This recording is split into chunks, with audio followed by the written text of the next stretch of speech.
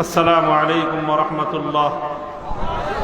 نحمد الله تعالى ونصلي على رسوله الكريم. أما بعد، أعوذ بالله من الشيطان الرجيم. بسم الله الرحمن الرحيم. إنما أشكو بثي وحزني إلى الله. صدق الله العظيم. আমির হেফাজত বাংলাদেশের আলেমকুল শিরোমণি, এদেশের 18 কোটি তৌহিদি জনতার আধ্যাত্মিক রাহবার শাইখুল ইসলাম আল্লামা শাহ মুহিবুল্লাহ বাবুনগরী হাফিজাহুল্লাহ তাআলার আয়োজনে আজ আমাদেরকে এই সম্মাননা প্রদানের উপলক্ষে আয়োজিত সমাবেশে উপস্থিত হযরত উলামায়ে কেরাম, প্রাণপ্রিয় তৌহিদি জনতা, হেফাজতে ইসলাম বাংলাদেশের স্থানীয় ও প্রত্যন্ত অঞ্চল থেকে আগত আমার প্রাণপ্রিয় নেতাকর্মী ভাইয়েরা, সংক্ষিপ্ত কয়েকটি কথা।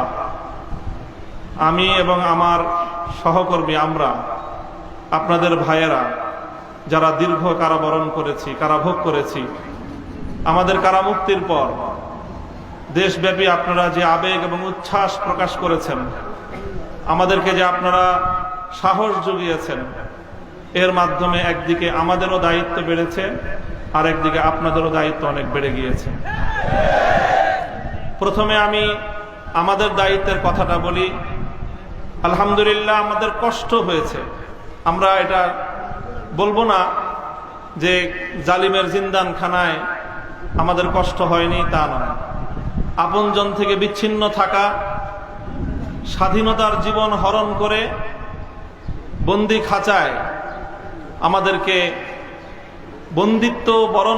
বন্দিত্বের শেকলে বন্দি করে রাখা, এটাই ছিল আমাদের জন্য অনেক বড় যন্ত্রণার বিষয়।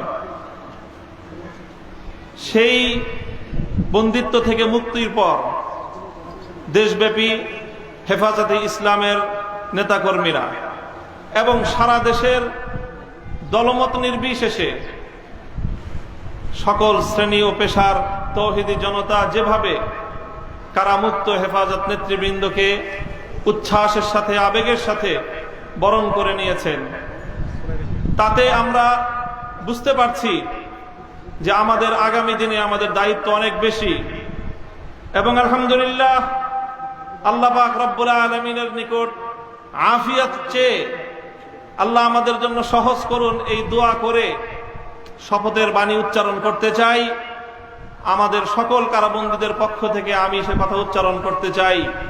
ইনশাআল্লাহ আল্লাহর জমিনে আল্লাহর দ্বীনের ঝান্ডা সমুন্নত রাখতে, আল্লাহর পয়গম্বরের ইজ্জতের হেফাজত করতে, এদেশের নাস্তিক্যবাদকে রুখতে, এদেশে ইসলামকে উপড়ে ফেলার সকল ষড়যন্ত্রকে রুখার জন্য যদি এর চেয়ে বড় ত্যাগ এবং কোরবানির প্রয়োজন হয়, হাসি মুখে আমরা সেই ত্যাগ করতে প্রস্তুত রয়েছি।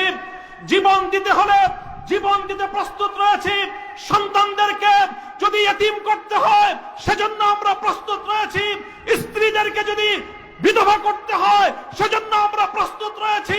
মায়ের বুক যদি আমাদের খালি করতে হয়, আমাদের মায়েরা বুক খালি করে চোখের অশ্রুতে তাদের কলিজার টুকরা সন্তানদেরকে মাটির নিচে খোদার হাতে সুপর্দ করবে।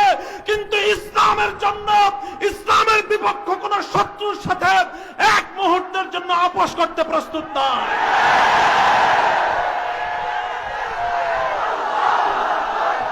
সবাই কম, আমার স্পষ্ট পয়গাম, সব অন্যায়ের ক্ষমা রয়েছে, গাদ্দারি আর বিশ্বাসঘাতকতার কোনো ক্ষমা নাই।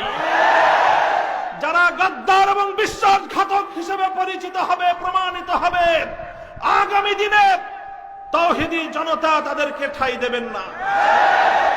ইনশাআল্লাহ উলামায়ে কেরাম, হেফাজত নেতৃবৃন্দ যেভাবে শপথে বলিয়ান হলেন, যারা আমাদেরকে এভাবে সমর্থন যোগাচ্ছেন, আপনারা তো সমর্থন যোগাচ্ছেন, কিন্তু আপনারা কি কথাটা টের পান যে আপনাদের এই অভূতপূর্ব সমর্থনের কারণে রাষ্ট্রযন্ত্রের পক্ষ থেকে আমাদের উপর চাপটা কিন্তু আরো বেশি বেড়ে যায়। এই যে আজকে আমাদের উপরে এই অকথ্য নির্যাতন, এই যে লাঞ্ছনা, এই যে গঞ্জনা আমাদের উপর, কারণ এদেশের মানুষ আমাদেরকে ভালোবাসে, কারণ আমরা যেখানে যাই মানুষ আমাদের প্রতি আবেগ এবং উচ্ছ্বাস প্রকাশ করে। এখন আপনারা যদি আবেগ আর উচ্ছ্বাস প্রকাশ করে ঘরে গিয়ে বসে থাকেন চুপ করে, তাহলে আমাদের উপর কিন্তু চাপটা, জুলুমের স্টিম রোলারটা আমাদেরকে কিন্তু নিষ্পেষণ করে দিবে। তখন আপনাদের আবেগ প্রকাশ করার কিন্তু আর কোনো জায়গা অবশিষ্ট থাকবে না। এই জন্য আমি আজ আমাদের আমির, এই জনপদের সকল আলেম ওলামার আমির, এই জনপদের কোটি কোটি তৌহিদি জনতার অবিসংবাদিত আধ্যাত্মিক রাহবার আল্লামা মুহিবুল্লাহ বাবুনগরীর এই মজমাকে সারা দেশের প্রতিনিধিত্বশীল মজমা হিসেবে গ্রহণ করে আমি এ জাতির কাছ থেকে জিজ্ঞাসা করতে চাই, আগামী দিনে ইসলামের কথা বলার অপরাধে, আল্লাহর পয়গম্বরের ইজ্জতের পক্ষে কথা বলার অপরাধে শাপলা চত্বরের আমার ভাইয়ের রক্তে রঞ্জিত শাহাদাতের কথা বলতে গিয়ে হাটহাজারিতে আমার যে সকল সন্তানদের বুকগুলোকে জালিমের বুলেটের আঘাতে ঝাঁঝরা হতে হয়েছে, ব্রাহ্মণবাড়িয়ায় যেভাবে পাখির মতো গুলি করে আমার সন্তানদেরকে শহীদ করা হয়েছে, সেই সন্তানদের পক্ষে কথা বলতে গিয়ে আমাদের কণ্ঠ যদি আবার চেপে ধরবার চেষ্টা করা হয়, তাহলে আপনারা রাজপথে তার মোকাবেলা করবার জন্য প্রস্তুত থাকবেন কিনা?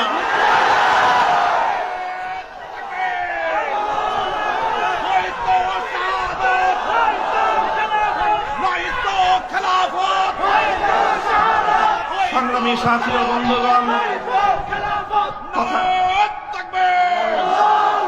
কথা দীর্ঘায়িত করার অবকাশ নেই।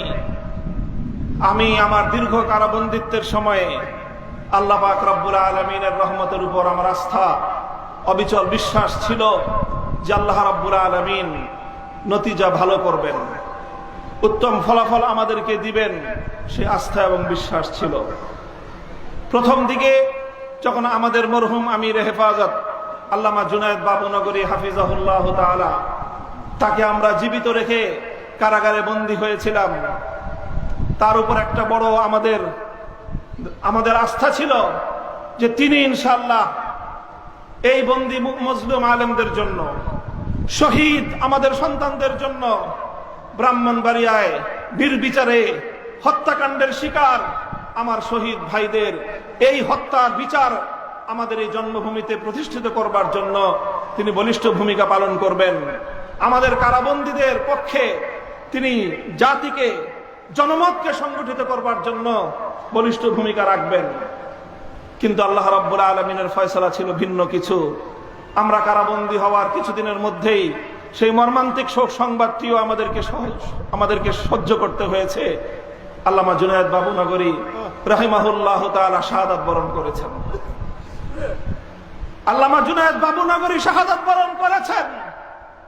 এরপরে অধীর উৎকণ্ঠা নিয়ে অপেক্ষার প্রহর গুনছিলাম যে আমাদের আস্থার এই মঞ্চে কে বসবেন।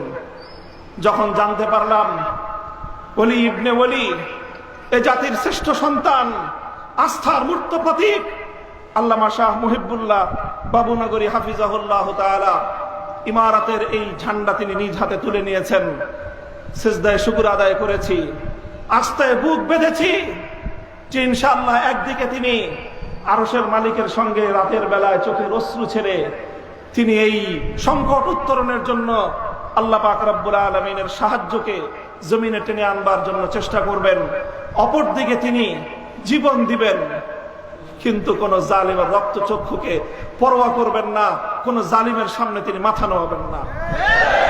এই আস্থা ছিল এবং আলহামদুলিল্লাহ আলহামদুলিল্লাহ আমার উপলব্ধি হলো এই যতটুকু আস্থা শুরুর সূচনাতে ছিল, আজ পর্যন্ত আমরা আমাদের আমির হেফাজতের থেকে তার আচার আচরণ, তার ভূমিকা আমাদের আস্থার চেয়ে বহুগুণ বেশি পেয়েছি। আমাদের আমির আল্লাহর পক্ষ থেকে আমাদের জন্য অনেক বড় নিয়ামত। ইনশাআল্লাহ আমির হেফাজতের হাতকে যদি আমরা এভাবে শক্তিশালী রাখতে পারি, এদেশে আমাদেরকে জুলুম করতে পারবে, আমাদেরকে গুলি করে হত্যা করতে পারবে, কারাগারগুলোকে আমাদেরকে দিয়ে ভরপুর করতে পারবে। বাংলাদেশে কারাগারের সর্বমোট আসন হলো ৭০,০০০। কয় হাজার? আমরা শাপলা চত্বরে গিয়েছিলাম, কমপক্ষে হলো ২০ থেকে ২৫ লক্ষ। ৭০,০০০ হেফাজতের কর্মীরা কারাবন্দী হবে, কিন্তু জালেমের সামনে মাথা নোয়াবে না। এই দেশের 1 ইঞ্চি মাটি নাস্তিক্যবাদ এবং ইসলাম বিদ্বেষের জন্য কারো হাতে ইজারা দেবে না ইনশাআল্লাহ। আল্লাহ পাক আমাদের সকলকে তৌফিক দান করুন, কবুল করুন। আমাদের আমির হেফাজত সহ আকাবিরিনদেরকে আল্লাহ পাক দীর্ঘ নেক হায়াত দান করুন। ওয়া আখিরু দাওয়ানা আলহামদুলিল্লাহি রাব্বিল আলামিন। আসসালামু আলাইকুম ওয়া রাহমাতুল্লাহ।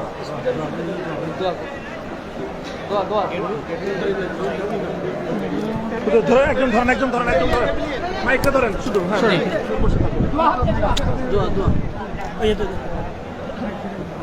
اللهم صل على سيدنا مولانا محمد صلاة تنجينا بها من جميع وتغفرنا بها جميع وتطهرنا بها من جميع السيئات وتغفرنا بها عندك على الدرجات وتبلغنا بها الصلاحات من جميع الخيرات والحياة وبعد الموت انك على كل شيء قدير.